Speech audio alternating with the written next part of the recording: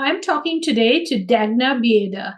Dagna is a mindset coach who works on securing or helping you secure clarity so that you can reach a life of fulfillment, get a career that is completely desirous for you, and reduce any limiting beliefs that might be holding you back. Let's dive in.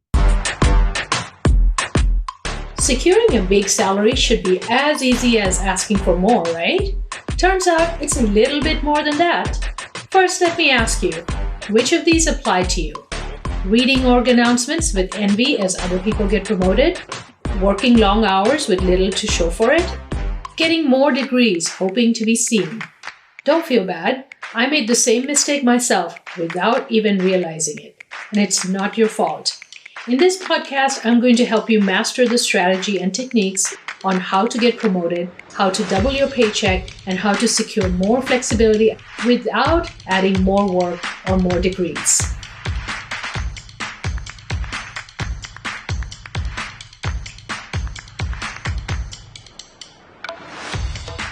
You are listening to Salary Negotiations Made Simple, the show that builds your confidence and inspires you to negotiate for the career you deserve. Do you want to double your salary, secure an ideal career, and increase your confidence to powerfully negotiate every career move? Then you are in exactly the right place.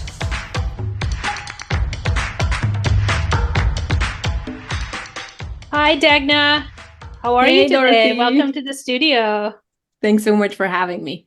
Absolutely. Would you mind starting us out with a little introduction about you? Yeah, absolutely. So I'm an engineer turned career coach for engineers. And I like to say that I moved from programming computers to reprogramming human minds, because that's what I do with my clients. I really help them with optimizing their engineering mindset for success and for more fulfillment in their day-to-day. So that's what I do. Wow. Tell me, what does that mean to rewire or reprogram a human brain? What is the raw material you're working with, and where do you take it? Coming from this engineering background, I like to compare our thoughts and thinking patterns to the software that we're running. And just like we update our phones every now and then, or any apps we have there, like we often tend to update what is the software in our app, for example. But a lot of the time, we don't really update the software of our brain, right? And with the brain, the interesting thing too is that the hardware part of it, the biology of it, can rewire itself as we update the software. Yeah. So I think you're referring to this whole concept of neuroplasticity, right? So Exactly. Tell us a little bit about that. Like what does the science tell us? How does one impact the other? First of all, our brains reprogram themselves all the time.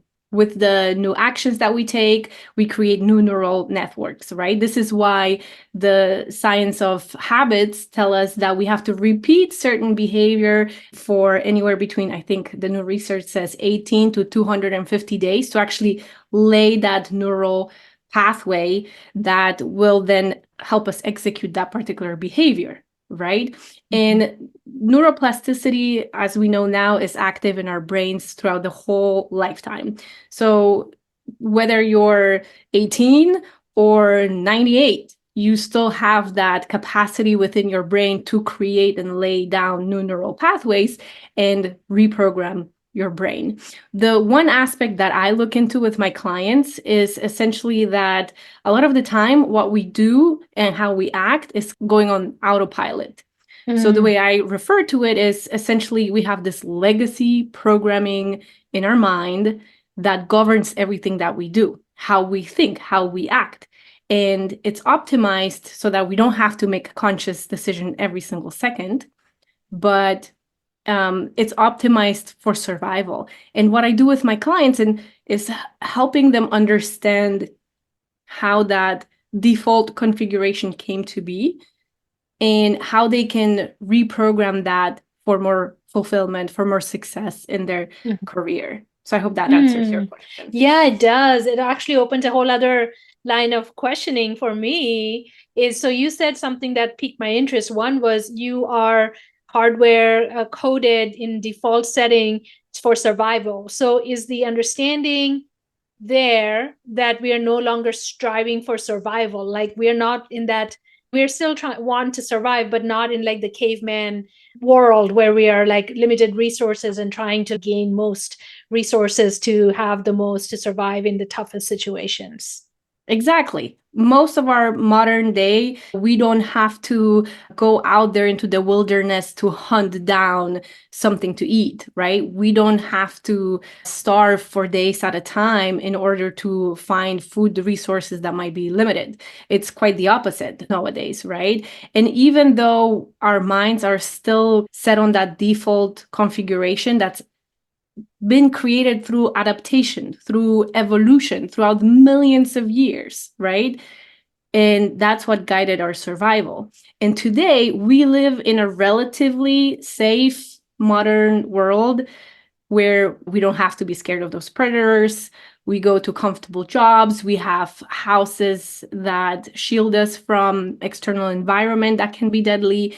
And of course, that's not the case for everywhere in the world, but for the most part, a lot of us do live in a relatively safe environment, but our brains haven't really adapted to it. Think about it. How long has the internet been around? How long has the social media been around? But a lot of the internet and the social media are like triggering in us these default mechanisms like fear of rejection, fear of criticism, trying to belong to a group and going with doing things because of feeling social pressure, right? Those are the things that still rule our mind. But again, this is not really the configuration of the hardware that's beneficial for today, right? For example, a lot of the things that I know that you talk about, Dorothy, about negotiating better salary, for example, right? A lot of it comes with rejection, with hearing no, or with getting feedback that's very critical and that you might be sensitive to. So even though your brain might fire these alarm signals saying, oh no, like I'm gonna die now because I got a no, because I got like negative response, that's not really the case. But it's only when we understand how these processes work, that's when we can reprogram them. Because if we don't understand how things work, we have to nothing's stay gonna with the change. default. Exactly. Yeah, Exactly. yeah. So what are some things that people can do to get out of that kind of primitive brain response of here's a rejection, that means you're going to die, right? Next thing you know, you're like drop dead. How do you prevent yourself from being in that mode? One thing that I do with my clients is we go through like this root cause analysis set of steps, right? We try to understand where the behavior comes from. A lot of the time, it's a set of evolutionary responses, but then on top of that, we have our lived experience, things that we observed at school, in our family, like how people who influenced us as we were growing up, what is it that they were modeling, what kind of behaviors, and we adapt all these, and that creates that legacy programming in our minds, right? I like to compare it to how AI works because there's a lot of talk about AI right now, and it beautifully shows this simple concept of how in AI, we essentially have a set of models and we train a machine to recognize patterns and then solve a problem that could be like creating an image or creating a post for social media or whatever the task we give the AI bot. And our brain is working in a similar manner in the sense that our lived experiences is the data set that puts down those lines of code, which are essentially the beliefs, the thought patterns that we have that we never question. Yeah. Yeah, so you start questioning then, right? So once you get a no, or you have this fear, like you want to say you want to do something, maybe ask for more money or ask for a promotion or ask to be on a project, or if you're an engineer, maybe you want to experiment on a project that you want to have good results for our organization. And you are very nervous about asking. What are your steps then to get yourself out of that fearful response or the fear of that negativity? So first we have the understanding that we just talked through, right? And then the second step is either reframing the thoughts, how you see the event, right? So for example, if I didn't get a yes right now, maybe it's because something better is waiting out there for me, right? So we're trying to monitor the situation and have awareness of our own thoughts and being mindful of what's going on, not just in our thoughts, but also in our bodies, right? Feelings that come up are really great feedback because this is our body trying to tell us something. Yeah. And so as we're going through the process of receiving that, no, it's really important to pay attention to what's going on and then overwrite the default scripts, right? And so whenever we're not feeling safe, we're going to either get triggered into freeze or fight or flight response, right? And it's because of the interpretation of the event that we can change how we perceive the situation to feel more psychologically safe and to be able to receive the no with not with a different set of results that would have happened otherwise. Yeah. Yeah, I like that. I really like that kind of reframing that. Let me ask you, changing a little bit, Dagna, you and I, before we started the episode, we were talking about how you started life about 9 years ago in a new country. How was your fear response? What were you nervous about? What are some of the feedback that you got? Because your culture where you grew up in was different than the culture now that you've adopted. Yes, I love that you're asking about that, Dorothy, because a lot of my clients that come to me have actually either immigrant background or grew up in immigrant families. And a lot of the time, we absorb a lot of the models that we have in our mind from the culture that we grew up in, right? It doesn't have to be the country, but it could be like the family culture that we have, the models that we absorbed. And so for me specifically, I fell in love. And that's why I moved. I didn't really plan on immigrating from my country. And I'm glad that I wasn't aware how hard it was going to be because I don't think, honestly, I would have done it. I would have gone for it. I was blissful. I had no idea. And so after I moved, initially for a couple of months, it felt like an extended vacation. But once the reality settled that this is my new life, my new reality, and I left my previous life behind, I had a lot of struggle. A lot of what I later on learned was called complicated grief, which was my inability to let go of my past life, has then contributed to burning myself out at work and then experiencing also postpartum depression when I started having kids. And so it was really tough. And one thing that really was critical in terms of my career growth was that my cultural background, the way we communicate in Poland is super direct, right? Yeah. And so when I moved to the States, people thought I was arrogant, right? That I was being rude. And I thought I was being just effective in my communication because I was getting straight to the point. And that, unfortunately, I believe cost me a promotion at work, right? Because I wasn't aware that what used to work well in my country of origin, my communication style, was not really seen as a good thing here in the United States.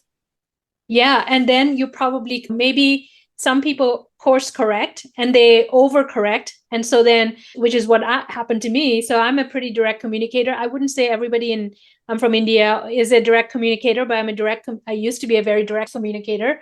And then I got feedback that it's coming across as aggressive. And then I went into my shell and, wouldn't speak as much as I was thinking I could speak. And then I got feedback that I'm too quiet in meetings. And I'm like, I can't win.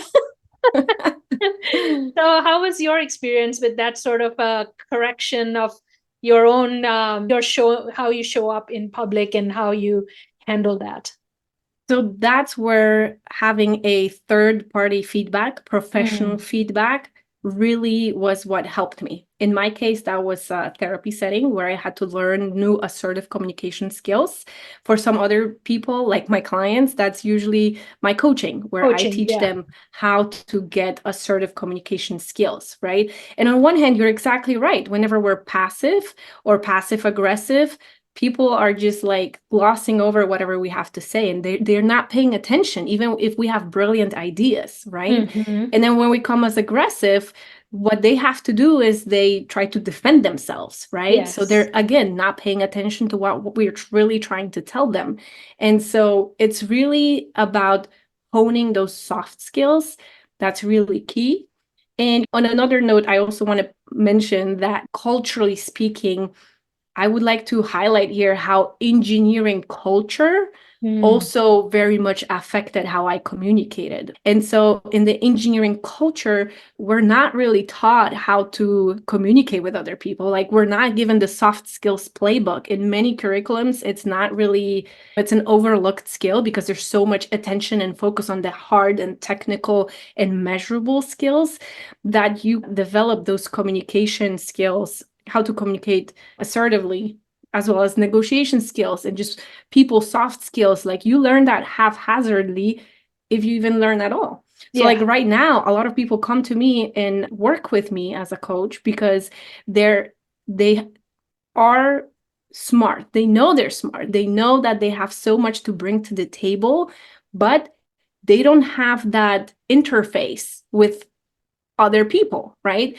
So the value that they have doesn't come across. Their ideas, they don't land. They're not able to get themselves out of this stucky position that they're in because they lack the soft skills. Yeah. I like that a lot, Dagna, because that your ideas have to land with your receiver. For even if you have the most brilliant ideas and it doesn't land, then the idea just remains an idea phase and never gets executed. Exactly. Yeah. Yeah. So that interface, like you said, is absolutely something you have to mindfully work on in spite of our million-year brain or cultural challenges or whatever. Yeah. And I love that you highlighted this idea of interface because you could think about it like, let's say you're creating a startup, right? And you have this phenomenal idea for a product and you put so many millions of dollars and hours into developing the back end of this product, but you don't provide the interface. So like the way that people could access what you've built. Yeah. And then your product is not going to sell. It's not going to be successful because it's hardly accessible. So that's how I think about a lot of my clients and myself in the past too, before I had the skills that I've developed, that it's really key to focus on that people related interface. So tell us about a little bit about, we hear a lot about imposter syndrome, and it seems going back to your earlier point about people being in this fight, flight, or freeze response. How do you overcome any imposter feelings you're having by using your framework? So with the framework that I actually have written about in the upcoming book that we can talk about in just a moment, I compare the imposter syndrome to a different phrasing the situation, right? Because with the imposter syndrome, typically what happens is even though you have the evidence that you're able and capable of doing the thing that you're doing, like being in the role that you're in or having the responsibilities that you have, you still doubt yourself, right? But what if we reframe how we see the situation as going through growing pains? And I think anyone who has kids can relate to the fact that there are moments when your kids are like, oh my goodness, my hand is hurting, mom, like what's going on? My leg is hurting. And it's just a growth spurt. Growth spurt, yes. It doesn't have to be a big deal, right? And I think that at least in tech and engineering, a lot of the time the imposter syndrome is mistaken for going through a growth spurt. And sometimes it's going to be uncomfortable. Sometimes it's going to be unpleasant. But if we can think about it as an unpleasant but necessary part of growth, that's how we can empower ourselves. And instead of labeling it as imposter syndrome, which leads then to us shutting down, we can gain a fresh perspective and get some even maybe appreciation for the discomfort that we're going through because we understand, okay, I'm growing right now. And this isn't going to be fun for a little bit, but in a couple of months, I will have grown so much because of this particular experience. Yeah.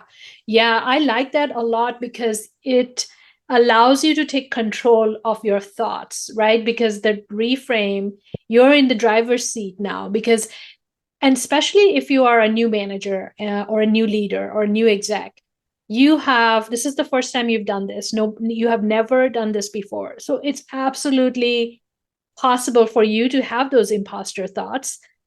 And it's also possible you're not that great at the job yet, but you will get there, like you said, through the growth spurt. And once you're there, you're never going to question yourself. So it's just Exactly. go through that pain, like that growth spurt, and you'll come out of the other end confident and capable. Yes, exactly. I love how you summed it up, Dorothy. Yeah. So tell us a little bit more about how people work with you. So what does the engagement look like? How do they come and talk to you? How do they find you, etc.? So I currently have a program that spans over 4 months, and the very first entry phase is having a conversation, right? On my end, I really want to make sure that if I'm working with someone, that I can actually help them, that they can get tangible results as a result of us working together. So typically, half an hour to an hour conversation is where we assess the how good of a match we are, and then once we can see that it's a good fit, I explain what I have to offer, how that works and everything. And essentially within the 4 months, we have what I have is like a hybrid system where on the one hand, there's a bit of pre-recorded content. On the other, there's one-on-one calls with me. And so that gives my clients the best of both worlds, because on the one hand, they can study on their own time and get prepared for our session. And on the other, we can have that session where they get that deeply personalized feedback from me, right? Because a lot of people, when they think about personal growth and development, think about listening to a podcast or reading a book. And that's great. That's phenomenal. Don't get me wrong. But sometimes what we really need to hear is sitting in our blind spot. And unless someone from the external comes in and tells us exactly what it is that we're missing, we might not be able to really see that for ourselves. Yeah, that is a really good point. I was listening to Heather Monahan on LinkedIn today, and her guest, and I cannot remember his name, her guest was talking about this kind of concept of you don't know what you don't know, right? And so until someone comes and says, okay, this is the thing that is holding you back, you can take on as much material on podcasts and things, but you're not going to be paying attention to the thing that is missing. And so if you can point that out for them, then you're accelerating their progress. Exactly. And I've seen my clients have tremendous results. I've had clients who literally doubled their salary as we were working together within the 4 months, reach for positions that they thought were unreachable, get skip level promotions, get past imposter syndrome. And that really tells me that this is phenomenal. If we can reprogram our mindset, so much is possible. And that's what my book is about, right? So I write about how brains are similar to computer programs and how you can use that knowledge and the parallels to empower yourself to reprogram, refactor your own thinking. And whenever you start thinking differently, you start acting differently, showing up in the world differently, and deploying a new app to, let's say, Google Play Store, or Apple App Store. Every time that you release a new feature as an engineer, the app gets this new version. Yeah. So you could be creating new features for yourself by acquiring a new skill, by changing your perspective, by growing the knowledge that you have, right? About, for example, psychology and how humans work, excuse me. And so with that, you can become this new version of yourself who will create different outcomes in the world because it's got new features. Yeah. Yeah, love it. And when is your book coming out? Ideally, Q1 of 2024. Realistically, we'll see. I've noticed that writing a book is very similar to launching a new app or a new program, where there's so many unexpected things that come up, especially whenever you're writing it for the very first time. That who knows, it might be Q2 of this year, but definitely this year. Yeah, awesome. Can't wait to see it. Of course, we'll put everything, all your links and links to the book and everything in the show notes so people can reach you. I really appreciate the time you've spent talking about how we reprogram our minds to accomplish fulfillment, accomplish anything we want to accomplish in our lives. Thank you, Dagna, so much for your time. Thanks so much for having me, Dorothy. All right, take care. Bye. There you have it, my friends. Some really good nuggets on how to think about limiting beliefs What are some of the mindset shifts that we can do in order to accept and embrace our strengths and creating habits that will accelerate your progress regardless of your chosen domain or career path? I hope you had fun. Thanks for listening. There you have it, my friends. As you know, I'm on a mission to close the pay gap. Every podcast episode is designed to give you the tools, techniques, and inspiration so you can bravely advocate for yourself. Thank you for listening, and bye for now.